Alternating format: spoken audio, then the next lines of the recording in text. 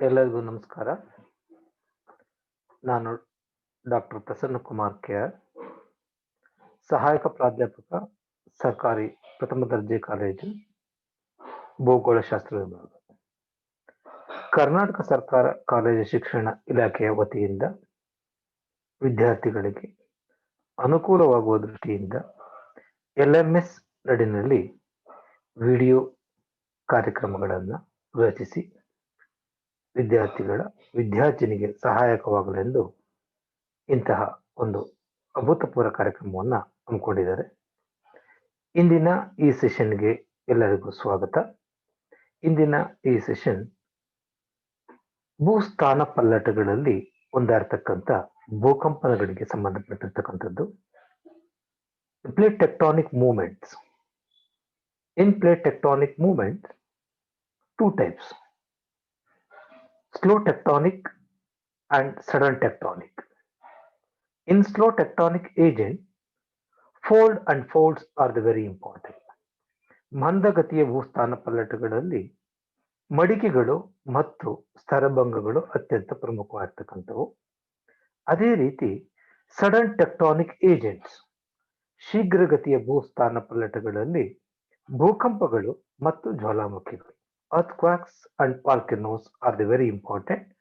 ಈ ಒಂದು ಸೆಷನ್ ನಲ್ಲಿ ಭೂಕಂಪನಗಳ ಬಗ್ಗೆ ಕುರಿತು ನಾವು ಅಧ್ಯಯನ ಮಾಡ್ತಕ್ಕಂಥದ್ದು, ಚರ್ಚೆ ಮಾಡ್ತಕ್ಕಂಥದ್ದು. ಮುಖ್ಯವಾಗಿ ಭೂಕಂಪನಗಳ ಅಂದ್ರೆ ಏನು, ಅರ್ಥ, ಭೂಕಂಪನಗಳಿಗೆ ಕಾರಣಗಳು, causes of earthquake and the types of earthquakes, ಇದರ ಬಗ್ಗೆ ಕೂಲಂಕುಷವಾಗಿ ಇಂದಿನ ಒಂದು ಸೆಷನ್ ನಲ್ಲಿ ಅಧ್ಯಯನ ಮಾಡ್ತೀವಿ. ಸೊ ವಿದ್ಯಾರ್ಥಿಗಳೇ, earthquake means the sudden vibration of the part of the earth crust due to endogenetic agent or exogenetic agents. ಭೂಮಿಯ ಆಂತರಿಕ ಅಥವಾ ಬಾಹ್ಯ ಕರ್ತೃಗಳಿಂದ ಶಿಲಾಗೋಳದ ಒಂದು ಭಾಗ ಕಂಪಿಸುವುದಕ್ಕೆ ಭೂಕಂಪ ಅಂತ ಕರಿತೀವಿ. ಮುಖ್ಯವಾಗಿ earthquake is a natural hazard and disaster that takes place due to the sudden movement and disturbance in the rocks in the interior of the earth. ಭೂಕಂಪಗಳು ಮುಖ್ಯವಾಗಿ ನೈಸರ್ಗಿಕ ವಿಕೋಪಗಳು ಮತ್ತು ವಿಪತ್ತುಗಳು. ಇವುಗಳು ಯಾವುದೇ ಸಂದರ್ಭದಲ್ಲಿ ಶೀಘ್ರಗತಿಯ ಚಲನೆಯಿಂದ ಉಂಟಾಗ್ತಕ್ಕಂಥ ಒಂದು ಶಿಲಾಸ್ತರಗಳಲ್ಲಿ ಆಗ್ತಕ್ಕಂಥ ಚಲನೆಗಳಿಂದ ಸಂಭವಿಸ್ತಕ್ಕಂಥ ಒಂದು ಭೂಸ್ಥಾನ ಪಲ್ಲಟಗಳು. It is one of the most dangerous destructive natural calamities that causes a great damage to man and the material on the surface of the earth. ಈ ಭೂಕಂಪನಗಳು ಮುಖ್ಯವಾಗಿ ಅತ್ಯಂತ ವಿನಾಶಕಾರಿ ಮತ್ತು ನೈಸರ್ಗಿಕ ವಿಕೋಪಗಳಲ್ಲಿ ಅತ್ಯಂತ ಪ್ರಮುಖವಾಗಿ ಪ್ರಭಾವ ಬೀರ್ತಕ್ಕಂಥ ಅಂಶಗಳು. ಅದರಲ್ಲೂ ಮನುಷ್ಯ ಅಂದ್ರೆ ಆಸ್ತಿ ಮತ್ತು ಪಾಸ್ತಿಗಳ ಮೇಲೆ ಭೂ ಮೇಲ್ಮೈನಲ್ಲಿ ಪ್ರಭಾವ ಬೀರ್ತಕ್ಕಂಥ, ಪರಿಣಾಮವನ್ನು ಬೀರ್ತಕ್ಕಂಥ ಸ್ಥಾನ ಪಲ್ಲಟಗಳಲ್ಲಿ ಒಂದಾಗಿರ್ತಕ್ಕಂಥದ್ದು. Earthquakes are the movements within the earth caused by the natural or man-made stresses. ಮುಖ್ಯವಾಗಿ ಭೂಕಂಪನಗಳು ಭೂಮಿಯ ಒಂದು ನೈಸರ್ಗಿಕ ಕಾರಣಗಳಿಂದ ಅಥವಾ ಮಾನವ ನಿರ್ಮಿತ ಕಾರಣಗಳಿಂದ ಭೂಕಂಪನಗಳು ಉಂಟಾಗ್ತಕ್ಕಂಥದ್ದು. ಇಲ್ಲಿ ನೈಸರ್ಗಿಕ ಕಾರಣಗಳಲ್ಲಿ ಹಲವಾರು ಕಾರಣಗಳು ಬರ್ತಕ್ಕಂಥದ್ದು. Okay, in natural causes various cause, mainly folds, landslides, avalanches, okay, et cetera. ಅದು ಮಡಿಕೆಗಳಿರ್ಬೋದು, ಸ್ತರಭಂಗಗಳಿರ್ಬೋದು, ಭೂಕುಸಿತಗಳಿರ್ಬೋದು, ಅಥವಾ ಈ ಹಿಮಕುಸಿತ ಇರ್ಬೋದು, ಅಥವಾ the volcanic pressure is also most cause for the earthquake. ಜ್ವಾಲಾಮುಖಿಗಳು ಕೂಡ ಭೂಕಂಪನಕ್ಕೆ ಕಾರಣ. ಅಥವಾ man made stress is also very important cause, like war, okay, the testing of nuclear weapons, or any other important construction activities, either tunnel or canal or any other important blasting activities is also cause for the earthquake. An earthquake is a sudden vibration in the crust of the earth. ಭೂಕಂಪ ಅನ್ನೋದು ಏನೂ ಇಲ್ಲ, ಒಂದು ಶೀಘ್ರಗತಿನಲ್ಲಿ ಭೂಮಿಯ ಶಿಲಾಸ್ತರದಲ್ಲಿ ಯಾವುದಾದರೂ ಒಂದು ಭಾಗ ಮಾತ್ರ ಕಂಪಿಸ್ತಕ್ಕಂಥದ್ದು. It is a form of energy of wave motion transmitted through the surface layer of the earth, like a earthquake wave. It is also defined as a shock or a series of shocks due to sudden movement of crustal rocks.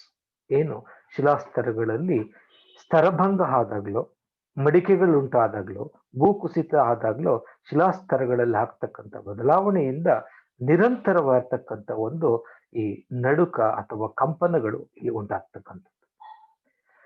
The place of origin of an earthquake in the earth crust is called focus or epicenter or seismic focus. ಇದನ್ನ ಕನ್ನಡದಲ್ಲಿ ಭೂಕಂಪನ ನಾಭಿ ಅಥವಾ ಒಳಕೇಂದ್ರ. ಇನ್ನು ಸರಳವಾಗಿ ಹೇಳೋದಾದ್ರೆ focus is nothing but the starting point of earthquake wave. The starting point of earthquake wave. It means the primary waves, secondary waves, or any L wave, P, S, L waves are nothing but earthquake waves or originate place is nothing but focus. That is called epicenter. Sorry, hypocenter. Okay, seismic focus. It is very important. ಭೂಕಂಪನ ಅಲೆಗಳು ಆರಂಭವಾಗುವ ಸ್ಥಳಕ್ಕೆ ನಾವು ಭೂಕಂಪನ ನಾಭಿ ಅಥವಾ ಭೂಕಂಪನ ಒಳಕೇಂದ್ರ ಅಂತ ನಾವು ಕರಿತೀವಿ. ಮುಖ್ಯವಾಗಿ ಇದನ್ನ ನಾವು ಫೋಕಸ್ ಅಂತ ಕರಿತೀವಿ. Focus means the starting point of earthquake. Okay, from focus they develop earthquake waves, P waves, S waves, L waves, moves in all 360-degree direction. The starting point is called focus. ಭೂಕಂಪನ ಅಲೆಗಳು ಆರಂಭವಾಗುವ ಸ್ಥಳಕ್ಕೆ ನಾವು ಭೂಕಂಪನ ಒಳಕೇಂದ್ರ ಅಂತ ನಾವು ಕರಿತೀವಿ. The depth of the focus generally varies between 10 to 60 kilometers below the earth. It means only crust. ಭೂಕಂಪನಗಳು ಉಂಟಾಗ್ತಕ್ಕಂಥದ್ದು ಶಿಲಾಗೋಳದಲ್ಲಿ ಮಾತ್ರ. ಅದರಲ್ಲೂ 10 ರಿಂದ 60 ಕಿಲೋಮೀಟರ್ ಮಧ್ಯಭಾಗದಲ್ಲಿ ಹಲವಾರು ಕಾರಣಗಳಿಂದ, ಆಂತರಿಕ ಮತ್ತು ಬಾಹ್ಯ ಕಾರಣಗಳಿಂದ ಈ ಭೂಕಂಪನಗಳು ಸಂಭವಿಸುತ್ತವೆ. The point on the earth's surface which is responsibly perpendicular to the focus, the receiving seismic wave is called epicenter. The point on the earth's surface which is perpendicular to the focus receiving seismic waves is called epicenter. ಇದನ್ನ ಕನ್ನಡದಲ್ಲಿ ಭೂಕಂಪನ ಹೊರಕೇಂದ್ರ ಅಂತ ಕರೀತೀರಾ. In the short meaning, epicenter is nothing but a place near to the focus or a place first receiving earthquake waves. ಭೂಕಂಪನ ಒಳಕೇಂದ್ರಕ್ಕೆ ಹತ್ತಿರ ಇರುವ ಸ್ಥಳಕ್ಕೆ ನಾವು ಭೂಕಂಪನ ಹೊರಕೇಂದ್ರ ಅಂತ ಕರಿತೀವಿ. ಅಥವಾ ಯಾವ ಪ್ರದೇಶ ಮೊದಲು ಭೂಕಂಪನ ಅಲೆಗಳನ್ನ ಪಡೆಯುತ್ತದೆಯೋ ಅದನ್ನ ನಾವು ಭೂಕಂಪನ ಹೊರಕೇಂದ್ರ ಅಂತ ಕರಿತೀರ. Example, December 26, 2004, Indonesia is an epicenter. That is the focus, it is below the Indonesia, that is focus, that epicenter is Indonesia. From Indonesian region the earthquake waves are, okay, that is a place. Okay, the areas affected by the earthquakes are usually around this point. Okay, mainly focus and surrounding. ನಮಗೆ ನೀವು ಹೇಳ್ತಾ ಇದ್ವಲ್ಲ, ಇಂಡೋನೇಷ್ಯಾದಲ್ಲಿ ಏನ್ ಭೂಕಂಪ ಆಗಿ ಸುನಾಮಿಗಳಾಯ್ತಲ್ಲ, ಅದರ ಸುತ್ತಮುತ್ತ ಪ್ರದೇಶಗಳಲ್ಲಿ ಹೇಗಾಗುತ್ತೋ ಹಾಗೆ ಈ ಎಪಿಸೆಂಟರ್ ಸುತ್ತಮುತ್ತ ಇಲ್ಲಿ ಆಗ್ತಕ್ಕಂಥ ಪರಿಣಾಮಗಳು. The scientific study of earthquakes is called seismology. ಭೂಕಂಪನ ಶಾಸ್ತ್ರ ಅಂತ ಕರೀತೀವಿ. It means the systematic study of earthquake. It means the meaning of earthquake, causes of earthquake, okay, then other important types of earthquake, earthquake waves, distribution of earthquake, effects of earthquakes. Okay, totally the scientific study of earthquake is called seismology. ಭೂಕಂಪನಗಳನ್ನ ಕುರಿತು ವೈಜ್ಞಾನಿಕವಾಗಿ ಅಧ್ಯಯನ ಮಾಡತಕ್ಕಂಥ ಪ್ರಾಕೃತಿಕ ಭೂಗೋಳ ಶಾಸ್ತ್ರದ ಒಂದು ಶಾಖೆಗೆ ನಾವು ಭೂಕಂಪನ ಶಾಸ್ತ್ರ ಅಂತ ಕರಿತೀವಿ. ಈ ಭೂಕಂಪನ ಶಾಸ್ತ್ರದಲ್ಲಿ ಮುಖ್ಯವಾಗಿ ಭೂಕಂಪನಗಳ ಅರ್ಥ, ಭೂಕಂಪನಗಳಿಗೆ ಕಾರಣಗಳು, ಭೂಕಂಪನಗಳ ಅಲೆಗಳು, ಭೂಕಂಪನಗಳ ಪರಿಣಾಮಗಳು ಮತ್ತು ಅವುಗಳ ಹಂಚಿಕೆಯನ್ನ ಕೂಲಂಕುಷವಾಗಿ ವೈಜ್ಞಾನಿಕವಾಗಿ ಅಧ್ಯಯನ ಮಾಡ್ತಕ್ಕಂಥದ್ದು. The place, time, velocity and the direction of the seismic waves are recorded by an instrument is known as seismograph. ಅಂದರೆ the place, time, velocity and direction, ಭೂಕಂಪ ಆಗ್ತಕ್ಕಂಥ ಪ್ರದೇಶ, ಸಮಯ, ವೇಗ, ದಿಕ್ಕು, okay, of seismic waves are recorded by an instrument is known as seismograph. ಈ ಎಲ್ಲವುಗಳನ್ನ ದಾಖಲಿಸ್ತಕ್ಕಂಥ ಒಂದು ಉಪಕರಣಕ್ಕೆ ನಾವು ಭೂಕಂಪನ ಮಾಪನ ಅಂತ ಕರಿತೀವಿ. ಓಕೆ, ಬೆಂಗಳೂರಿಗೆ ಹತ್ರ ಇರ್ತಕ್ಕಂಥದ್ದು ಏನು, Gauribidanur is a seismic center. In the Gauribidanur seismic center, the record all the place, time, velocity, everything is recorded. The seismograph is a graph output by the seismograph. Just like ECG, when pendulum is hang, when the vibration of the earth crust, the pendulum is vibration, then record, just like in ECG. The people who are specialized in the study of earthquakes are called seismologists. ಭೂಕಂಪನಗಳನ್ನು ಕುರಿತು ವೈಜ್ಞಾನಿಕವಾಗಿ ಕ್ರಮಬದ್ಧವಾಗಿ ಅಧ್ಯಯನ ಮಾಡ್ತಕ್ಕಂಥ ಒಬ್ಬ ವ್ಯಕ್ತಿಗೆ, ಸ್ಪೆಷಲಿಸ್ಟ್ಗೆ ನಾವೇನಂತ ಕರಿತೀವಿ, ಭೂಕಂಪನ ಶಾಸ್ತ್ರಜ್ಞ ಅಂತ ಕರಿತೀವಿ. ಓಕೆ, ಈ involving complete the systematic study of earthquake. Next ಪಾರ್ಟಿಗೆ ಬಂದ್ರೆ ಕಾಸಸ್ ಆಫ್ ಅರ್ಥ್ಕ್ವಾಕ್ಸ್, ಭೂಕಂಪನಕ್ಕೆ ಕಾರಣಗಳು. Okay, broadly we classification into natural causes and man made causes. ನೈಸರ್ಗಿಕ ಕಾರಣಗಳು ಮತ್ತು ಮಾನವ ನಿರ್ಮಿತ ಕಾರಣಗಳು ಅಂತ ಕರಿತೀವಿ. ಅದರಲ್ಲಿ ನಾವು ಕ್ರಮಬದ್ಧವಾಗಿ ಫಾರ್ ದ ಸಿಸ್ಟಮ್ಯಾಟಿಕ್ ಪರ್ಪಸ್ ಆಗಿ ಸ್ಟಡಿ ಮಾಡೋದಾದ್ರೆ, on the basis of their occurrence, earthquakes can be classified into 3 types. Number 1, tectonic earthquakes, ಭೂ ರಚನಾ ಭೂಕಂಪಗಳು ಅಂತ ನಾವು ಕರಿತೀವಿ. These are caused due to folding, faulting and displacement of blocks of rocks in the earth crust. ಶಿಲಾಗೋಳದಲ್ಲಿ ಆಗ್ತಕ್ಕಂಥ ಮಡಿಕೆಗಳು, ಸ್ತರಭಂಗಗಳು ಮತ್ತು displacement of blocks of racks, ಆ ಶಿಲೆಗಳ ಆಗ್ತಕ್ಕಂಥ ಒಂದು ಬದಲಾವಣೆ ಅಂದ್ರೆ ಪ್ಲೇಟ್ ಟೆಕ್ಟಾನಿಕ್ ಮೂವ್ಮೆಂಟ್, ಖಂಡಾಂತರ ಚಲನೆಗಳು ಅದರಿಂದ ಆಗ್ತಕ್ಕಂಥ ಪ್ರಮುಖವಾಗಿ. They are highly intensive and destructive seismic activities. ಯಾವ ಈ ಭೂರಚನಾ ಭೂಕಂಪಗಳು ಏನಿದೆಯಲ್ಲ, they are highly intensive and destructive, ಅತ್ಯಂತ ಪರಿಣಾಮಕಾರಿಯಾಗಿರ್ತಕ್ಕಂಥವು, ತೀವ್ರವಾಗಿರ್ತಕ್ಕಂಥದ್ದು, ಅತಿ ಹೆಚ್ಚು ಪರಿಣಾಮವನ್ನು ಉಂಟು ಮಾಡ್ತಕ್ಕಂಥ ಭೂಕಂಪನಗಳಾಗಿರ್ತವೆ. ಉದಾಹರಣೆ, so this picture it related to folds, ಈ ಸ್ತರಭಂಗಗಳು ಅಂತ ಕರಿತೀವಿ. ಸ್ತರಭಂಗ ಅಂದ್ರೆ ಏನು ಇಲ್ಲ, ಶಿಲಾಸ್ತರದ ಒಂದು ಭಾಗ ಕುಸಿದು ಕೆಳಗಡೆ ಚಲಿಸ್ತಕ್ಕಂಥದ್ದು. Downward or upward movement of the part of the earth crust, that is called fold. Folds is the slow tectonic agent. ಈ ಸ್ತರಭಂಗ ಅನ್ನೋದು ಮಂದಗತಿಯ ಭೂಸ್ಥಾನ ಪಲ್ಲಟಗಳಿಗೆ ಒಂದು ಉದಾಹರಣೆ. ಈ ಸ್ಥಾನ ಪಲ್ಲಟಗಳಲ್ಲಿ ಸ್ತರಭಂಗ ಇದೆಯಲ್ಲ, ಅದು ಸುಮ್ಮನೆ ಆಗಲ್ಲ. ಅಂದ್ರೆ ಈ ನಗ್ನೀಕರಣದ ಕರ್ತೃಗಳು ಅಥವಾ ಶೀತಲೀಕರಣದ ಕರ್ತೃಗಳು, either weathering or denudation agent, continuous erosion, transportation and deposition, then formation of these debris or sediments. Okay, the formation of different sedimentary layers. When increasing of weight, increasing of pressure, the part of the earth crust slowly it moves downward. Why it moves downward? The crust is floating on magma. ಶಿಲಾಪಾಕದ ಮೇಲೆ ಶಿಲಾಗೋಳ ತೇಲ್ತಾ ಇದೆ. It maintain the balance. Okay, ಅಂದ್ರೆ ಭೂ ಸಮತೋಲನ ಸಿದ್ಧಾಂತ ಅಂತ ಕರಿತೀವಿ ನಾವು.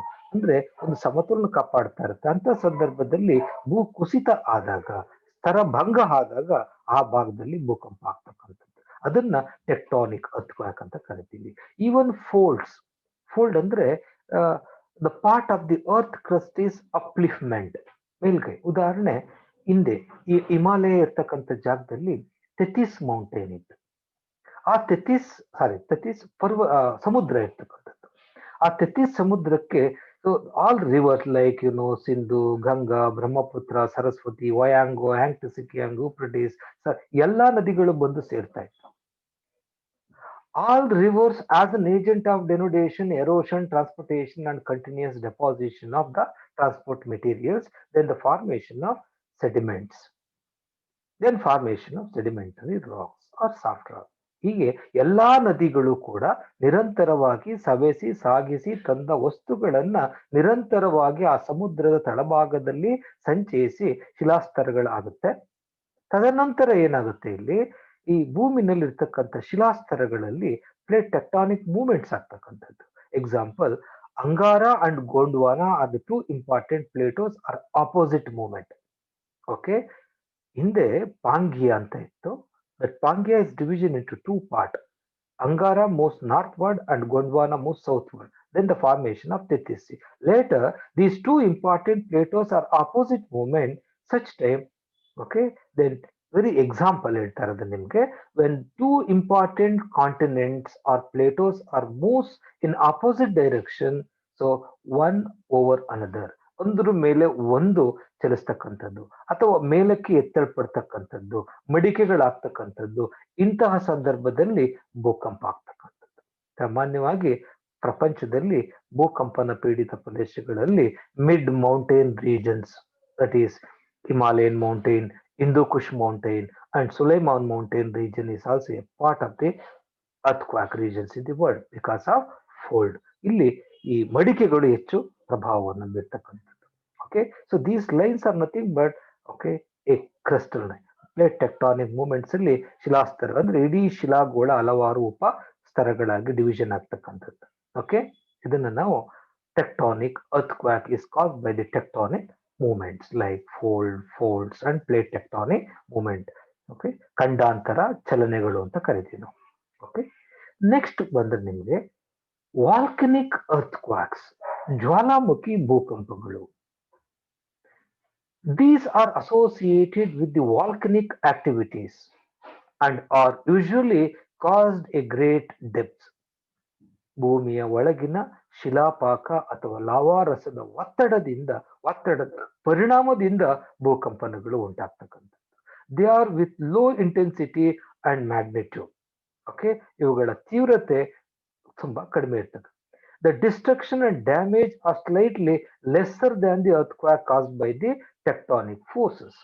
ಈ ಏನು ನಿಮ್ಗೆ ಹಿಂದೆ ಹೇಳ್ತಕ್ಕಂಥ ಟೆಕ್ಟಾನಿಕ್ earthquakesಗಿನ್ನ ಇದರ ಪ್ರಭಾವ ತುಂಬಾ ಕಡಿಮೆ ಇರ್ತಕ್ಕಂಥದ್ದು. ಎಲ್ಲದಕ್ಕಿಂತ ಮುಖ್ಯವಾಗಿ ಮೂರನೇದು, earthquakes are caused by man-made factors. ಮಾನವ ನಿರ್ಮಿತ ಅಂಶಗಳಿಂದಲೂ ಕೂಡ ಭೂಕಂಪನಗಳು ಆಗ್ತಕ್ಕಂಥದ್ದು.